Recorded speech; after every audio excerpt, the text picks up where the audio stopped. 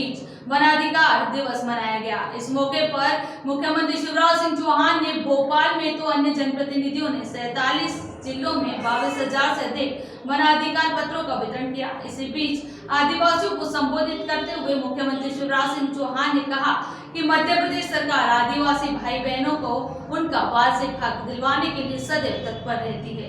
सरकार द्वारा एक और उनकी आय में वृद्धि के लिए लघु वनोपजों के समर्थन मूल्य में वृद्धि की गई एवं उन्हें तेंदुपत्ता संग्रहण का अच्छा मूल्य दिलाया गया। वहीं उनको साहूकारों के शोषण से मुक्त करने के लिए 15 अगस्त 2020 की स्थिति में उनके सभी अवैध साहूकारी ऋण कानून बनाकर शून्य किए जा रहे हैं।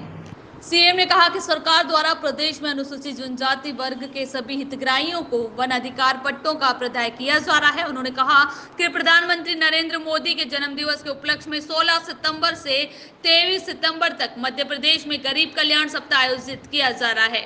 सप्ताह के चौथे दिन आज शनिवार को प्रदेश में वनाधिकार उत्सव मनाया जा रहा है। मुख्यमंत्री शिवराज सिंह चौहान भोपाल में तथा मंत्रीगण एवं जनप्रतिनिधि अन्य जिलों में हितग्राहियों को वनाधिकार पत्रों का वितरण कर रहे हैं।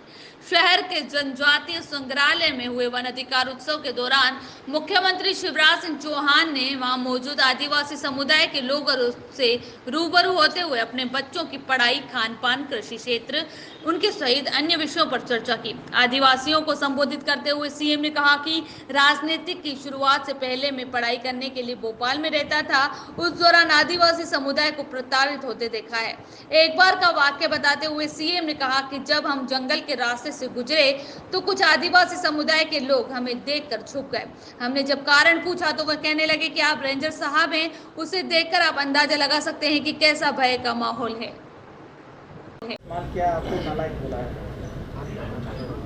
जाकी रही भावना जैसी प्रोमूरत देखी तुम तैसी। मैं तो किसी को नालायक नहीं कहता, पहले ही मुझे नालायक कह चुके हैं वो। अब मैं जैसा हूं मेरी जनता जानती, मेरा प्रदेश जानता है, और उनकी आत्मा को संतुष्टि मुझे नालायक में बोलने में मिलती है तो बोल के प्रसन्न हो, मुझे क्या आपत्ति है। सर, कई जगह फसल बीमा का पैसा जो है 4 रुपये, 14 रुपये, 16 रुपये ऐसी शिकायतें। देखिए, अगर समग्रता के साथ आप देखेंगे 3-3 लाख, 3.5 लाख, 2 लाख, 1.5 लाख, 2.5 लाख भी मिला है। हम अब फसल बीमा योजना में एक प्रावधान करवाएंगे क्योंकि न्यूनतम राशि की सीमा तय है, उससे कम किसी को ना मिले। जैसे RBC 64 के नियम परिवर्तित करके हमने कर दिए। और फसल बीमा योजना में ये पैसा तो मैं पहले कमलनाथ जी से पूछना चाहता हूँ, 2200 करोड़ रुपए प्रीमियम क्यों जमा नहीं किया था उनने, और इसलिए किसानों को 3100 करोड़ रुपया नहीं मिलता था। उनके ज़माने में फसल खराब हुई, हमने फसल बीमा का प्रीमियम का पैसा भरा, पहले 3100 करोड़ दिलवाया। 3100 करोड़ के बाद कल 4600 करोड़ रुपया किसानों के खाते में गया। ये बिल्कुल अपवाद है जो आप कह रहे हैं, लेकिन आगे ये अपवाद भी ना रहे, हम इसके प्रयास करेंगे। कमलनाथ सरकार तो फसल बीमा योजना के प्रीमियम की राशि खा गई थी, और इसलिए अगर हम ना होते तो 4600 ये और 3100 वो, ये सारे के सारे पैसे 3100 करोड़, 4600 करोड़ दोनों को अगर आप मिलाते हैं तो ये लगभग 8000 करोड़ के आसपास होते हैं। ये किसानों का पैसा मिलता ही नहीं, ये कमलनाथ सरकार खा जाती। ये भारतीय जनता पार्टी की पुनर्वापसी है जिसके कारण किसानों के खाते में ये पैसा गया है। ठीक है, बैठ जाइए आप। अरे ठीक है,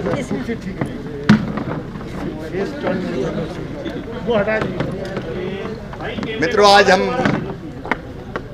बहुत प्रसन्न हैं। हमारे प्रधानमंत्री माननीय नरेंद्र मोदी जी के जन्मदिन को लोक कल्याण सप्ताह के रूप में हम मना रहे हैं, गरीब कल्याण सप्ताह के रूप में मना रहे हैं, और आज चौथा दिन है। आज हमने हमारे वो जनजाति भाई और बहन जिनके बरसों से ज़मीन पर कब्जे थे, पट्टे नहीं थे, तो वनाधिकार उत्सव मनाया, और आज 23,000 ऐसे भाई बहनों को पूरे प्रदेश में वनाधिकार के पट्टे प्रदान किए गए। वनाधिकार कानून के क्रियान्वयन में मध्य प्रदेश पहले स्थान पर है। अब तक 3 लाख से ज़्यादा पट्टे हम वितरित कर चुके हैं, जिसमें 30,000 सामूहिक दावे के पट्टे हैं और 2,70,000 व्यक्तिगत पट्टे हैं। लेकिन केवल पट्टा नहीं दे रहे हैं, कुआं या तालाब बनाने के लिए